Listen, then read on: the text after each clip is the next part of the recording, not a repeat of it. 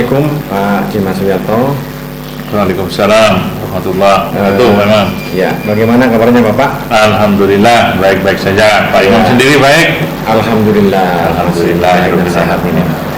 Begini Bapak, terkait dengan banyak hal yang terjadi di sekolah kita di SMA 1 Lempeng ini terkait dengan beberapa hal, baik terkait dengan murid, terkait dengan guru dan karyawan itu.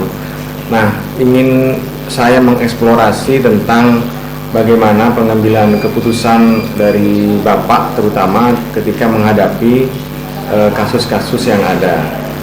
Mungkin bisa diceritakan tentang satu kasus misalnya yang terkait dengan pengambilan keputusan dari Bapak sendiri sebagai pimpinan sekolah, apakah itu dari murid, dari guru atau karyawan yang ada di sekolah ini, atau hal-hal lain mungkin yang ada di sekolah ini Bapak.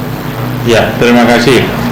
Tentu kasus atau masalah itu ada di mana saja ya, tidak hanya di dalam diri kita, tentu di lingkungan di mana kita bekerja itu juga muncul persoalan-persoalan. Macam-macam persoalan, ada persoalan yang bersifat dilematis, ya. Persoalan yang mempengaruhi baik terhadap sekolah maupun terhadap yang punya masalah. Nah, masalah di sekolah kita itu yang muncul pada akhir-akhir ini adalah masalah kelebihan guru. Sementara guru-guru kita itu sudah cukup lama mengabdi di sekolah kita. Kalau misalnya lebih dikeluarkan itu kan kasihan. Ya, terutama mungkin yang guru-guru tidak tetap ya, gitu ya. Guru tidak tetap, karena sekarang kan ada pengangkatan P3K. Nah, P3K itu yang diangkat ternyata bukan dari sekolah kita. Iya. Nah, di sekolah kita sudah ada gurunya, tapi tidak terangkat sebagai P3K. Kalau kita lepas guru kita yang sudah mengabdi sekian lama, kasihan. Pengabdian mereka menjadi sia-sia. Iya. Baik Pak, terkait dengan apa yang sudah diungkap oleh Bapak Kepala Sekolah tadi, bagaimana Bapak dapat mengidentifikasi kasus yang sudah diungkap itu merupakan sebuah dilema etika, artinya bahwa mengambil keputusan itu sangat sulit untuk kasus yang tadi diungkap ketika mau dikeluarkan ya sudah lama mengabdi, tetapi kemudian mereka kekurangan jam di sekolah ini sudah kelebihan, itu seperti apa Pak? Ya, yang pertama terhadap kasus guru kita, nah kita identifikasi, nah dari peraturan yang ada, nah kira-kira ada peluang tidak bagi guru kita yang GTT itu untuk tetap di sekolah kita, nah, sehingga tidak menjadi persoalan bagi guru tersebut, termasuk juga bagi sekolah. Nah, karena kalau dilihat dari masa kerja GTT kita itu cukup lama, sementara dari sisi sekolah pembagian tugas karena kedatangan guru baru P3K atau PNS itu yang butuh jam juga dalam mengajar. Ya, kita lihat kira-kira teman-teman yang datang itu bisa dipetakan. Nah, pada pelajaran apa atau mapel apa kira-kira yang bisa diberikan kepada teman-teman yang GTT atau PTT-nya. Betul. Dalam pengambilan keputusan yang terkait dengan masalah tadi itu ada dua kepentingan yang sama-sama benar ya. Nah, kira-kira langkah-langkah atau prosedur seperti apa yang biasa Bapak lakukan selama ini Pak? Ya, terima kasih. Prosedurnya yang biasa saya lakukan adalah saya ajak rembuk teman-teman Wakasek, baik dari Wakasek kurikulum maupun Wakasek kesiswaan. Nah, baiknya ini bagaimana? Nah, dari situ kita bisa menyelesaikan beberapa persoalan. Nah, dari pertemuan dengan Bapak Waka Kurikulum, ternyata GTT ini bisa diberikan jam walaupun 1 atau 2 jam, sehingga tidak sampai menjadi pengorbanan dari salah satu pihak baik dari sekolah maupun dari GTT tersebut. Ya. Hal apa saja yang selama ini Bapak anggap efektif dalam pengambilan keputusan pada kasus-kasus yang mengalami dilema semacam itu, Pak? Ya. Yang paling efektif itu yang saya lakukan, Pak Imam, ini adalah rembuk bersama, duduk bersama dengan teman-teman yang guru yang lain. Saya anggap teman-teman guru itu tidak sebagai bawahan, tetapi sebagai saudara. Nah, sehingga kita menjadi lebih mudah menyelesaikan setiap persoalan. Itu yang paling efektif. Saya tidak mengambil keputusan secara sepihak atau secara mandiri, tetapi berdasarkan rembuk bersama dengan teman-teman yang lain. Iya, Pak. Selain efektivitas tadi, mungkin ada banyak tantangan di dalam pengambilan keputusan yang terkait dengan dilema itu tadi, Pak. Kira-kira tantangannya apa saja, dari mana saja mungkin? Ya, tantangan yang paling besar adalah menyamakan persepsi, menyamakan persepsi teman-teman kita semuanya, karena bisa jadi mereka tidak sepaham dengan apa yang sudah disepakati. Itu adalah tantangannya. Jadi saya lakukan dengan terus-menerus memberikan pengertian terhadap keputusan yang sudah diputuskan. Betul ya. Dalam pengambilan keputusan yang sifatnya dilema itu, Pak, apakah Bapak punya agenda tertentu, jadwal tertentu yang sudah teragendakan, ataukah kemudian hanya menyelesaikan langsung di tempat begitu? Di dalam menyelesaikan itu, prosedurnya itu mungkin seperti apa yang dijalankan? Ya, kalau prosedur itu sudah umum, hanya persoalannya karena persoalan dilema ini tidak muncul secara rutin, sehingga tidak perlu diagendakan. Nah, seperti misalnya kelebihan guru itu kan terjadi karena ada pengangkatan P3K dan itu tidak berlangsung setiap tahun, sehingga yang kita lakukan adalah ketika muncul persoalan baru kita selesaikan secara baik-baik.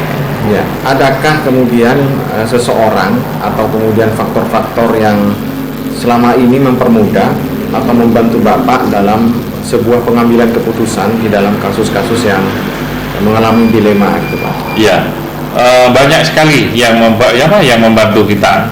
Jadi tidak hanya Bapak Ibu Waka di SMA kita, tapi guru-guru yang lain itu juga ikut membantu menyelesaikan, karena di sekolah kita banyak guru yang sudah senior, yang sudah cukup lama ada di sekolah ini, sehingga persoalan itu bisa diselesaikan, bisa dirembukkan secara bersama-sama. Lalu Pak, dari pengambilan keputusan yang sudah disampaikan tadi itu, kira-kira pembelajaran apa yang dapat diambil, kemudian pengalaman yang sudah dilakukan itu, kira-kira pelajaran apa yang bisa dipetik dalam sebuah pengambilan keputusan ini, Pak? Alhamdulillah, kalau ada persoalan tentu pasti ada ilmu. Nah, katanya orang bijak itu belajarlah dari pengalaman. Nah, pengalaman itu yang bisa kita tarik adalah nilai-nilai demokratis ya. Jadi yang bisa dijalankan di sekolah kita. Jadi kita bisa mencari keputusan secara demokratis ya, sehingga semuanya bisa legowo di dalam menerima keputusan itu. Oh, baik, luar biasa Bapak. Terima kasih atas waktu yang telah diberikan. Semoga semua hal yang terkait dengan kebijakan di sekolah ini dapat menjadi kebijakan yang sangat populer, kebijakan yang semuanya bisa diterima oleh semua pihak. Terima kasih. Terima kasih. Assalamualaikum warahmatullahi wabarakatuh. Waalaikumsalam warahmatullahi wabarakatuh.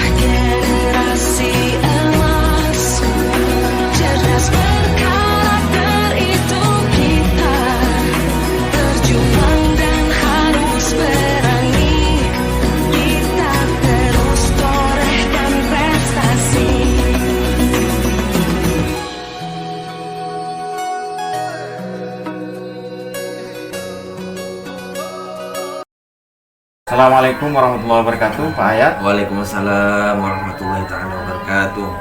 Baik, Pak Hayat sebagai Kepala Madrasah Aliyah di Sohibul Hayat di Kecamatan Batu Putih, Sumeneb. Saya hari ini ingin ngobrol-ngobrol dengan Pak Hayat terkait dengan proses pengambilan keputusan di sekolah Bapak. Baik. Tentu di sekolah Bapak selama ini banyak masalah-masalah yang terkait dengan murid, guru, masyarakat, dan sebagainya. Nah, masalah-masalah itu dalam proses pengambilan keputusannya ada yang mengalami dilema etika, gitu ya. Jadi pertimbangannya benar dengan benar. Nah, mungkin ada satu kasus yang bisa diceritakan kepada kami itu tentang kasus yang proses pengambilan keputusannya itu mengalami dilema, Pak. Baik, Imam. Jadi yang Sohibul Hayat itu memang secara geografis itu terletak di daerah pedesaan. Yang strukturnya dan kebudayaan di sana itu yang sering terjadi kasus-kasus seperti itu.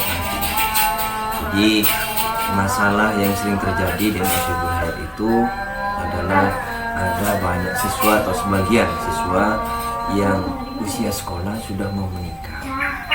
Kemudian secara aturan main itu kan tidak boleh, Pak Iman. Jadi oleh karenanya itu sangat dilematika ketika kami mau mengambil keputusan. Sementara dia sudah menikah tapi mau tetap sekolah. Di sisi yang lain kalau kita tidak betul maka anak tersebut terancam putus sekolah. Sehingga kami terpaksa harus mengambil langkah-langkah keputusan yang sama-sama tidak dirugikan. Ya. Terus bagaimana Bapak dapat mengidentifikasi kasus-kasus yang merupakan dilema dari kasus yang sudah ada itu, contohnya yang sudah ada itu misalnya? Ya. Jadi dari kasus yang sudah ada ini kami mengidentifikasi dengan melibatkan berbagai stakeholder yang ada di MA Sohibul Hayat. Jadi seperti ketua komite atau komite madrasah, tokoh masyarakat, kemudian seluruh pengurus madrasah dan juga melibatkan yayasan dalam pengambilan keputusan itu tadi. Sehingga dalam pengambilan keputusan itu tidak terjadi secara sepihak saja, tapi kami perlu termasuk langkah-langkah yang dilakukan gitu ya. Dari keputusan yang diambil itu apa saja yang selama ini Bapak anggap efektif di dalam pengambilan keputusan pada kasus-kasus dilema itu, Pak? Iya. Jadi dalam menyelesaikan kasus yang sudah disebutkan tadi itu, terutama penyelesaian sangat dilema itu, yang sudah efektif itu kami yang mengumpulkan dari seluruh stakeholder yang ada itu. Jadi baik itu ketua yayasan, pengurus yayasan, kemudian komite madrasah, dan tokoh masyarakat, dan juga tokoh agama dan murid kami libatkan dalam pengambilan keputusan itu. Nah, tentu dari keputusan yang diambil itu ada banyak tantangan yang muncul gitu ya dalam pengambilan keputusan. Kira-kira hal-hal apa saja yang menjadi tantangan yang terjadi? Iya, namanya pengambilan keputusan dilematik itu memang banyak sekali tantangan, tapi terutama misalkan ketidakpuasan dari sebagian pihak, tokoh masyarakat, dari wali murid juga, ketidakpuasan, dan bahkan dari siswa sendiri itu ada yang kecewa. Betul. Nah, dari keputusan yang diambil, adakah misalnya penyelesaian kasus itu dibuat sebuah jadwal tertentu misalnya untuk mengambil sebuah penyelesaian kasus dilema misalnya? Iya. Untuk itu kami tidak menyusun jadwal secara khusus karena memang itu kondisional. Jadi, terjadinya itu sifatnya kondisional. Tidak serta-merta setiap bulan, setiap hari atau tidak. Sehingga kami sulit untuk menyusun program untuk kasus seperti yang dimaksud tadi. Misalnya ada kasus baru kemudian diambil langkah-langkah gitu ya. Nah, adakah seseorang kemudian faktor-faktor tertentu yang mempermudah dan membantu Bapak dalam pengambilan keputusan dalam kasus-kasus dilema etika ini, Pak? Iya, ada. Ya, diantaranya itu tadi kita kumpulkan dari seluruh stakeholder itu tadi. Iya, dari ketua yayasan, wali murid atau wali murid yang bersangkutan juga, kemudian juga ya komite dan tokoh masyarakat dan bahkan tokoh agama itu yang sering memberikan kemudahan dalam memberikan keputusan. Dan bahkan kami sering konsultasi dengan pihak terkait di Kementerian Agama juga. Oh begitu. Nah, dari pengambilan keputusan yang sudah ada, pembelajaran apa yang dapat Bapak petik dari pengalaman Bapak di dalam mengambil keputusan itu, Pak? Ya, pelajaran yang dapat kami ambil atau ibarat yang dapat kami menyelesaikan kasus tersebut, yang pertama adalah setelah kami teliti, kami analisa dalam jangka panjang, ternyata pengambilan keputusan yang sudah kami ambil dengan menerima siswa yang statusnya sudah menikah dengan siri itu tadi, maka ternyata kurang efektif dalam melaksanakan kegiatan pembelajaran di kami. Artinya tidak maksimal lah, tidak maksimal. Jadi untuk ke depan kita harus melihat lebih komprehensif, lebih lengkap lagi, lebih jeli sudah diakhiri.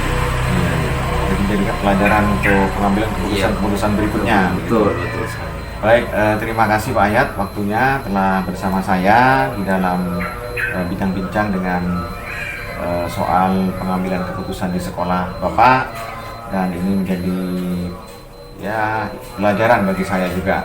Saya ucapkan terima kasih. Saya akhiri. Assalamualaikum warahmatullahi wabarakatuh. Waalaikumsalam warahmatullahi wabarakatuh. Terima kasih. Sama-sama Pak.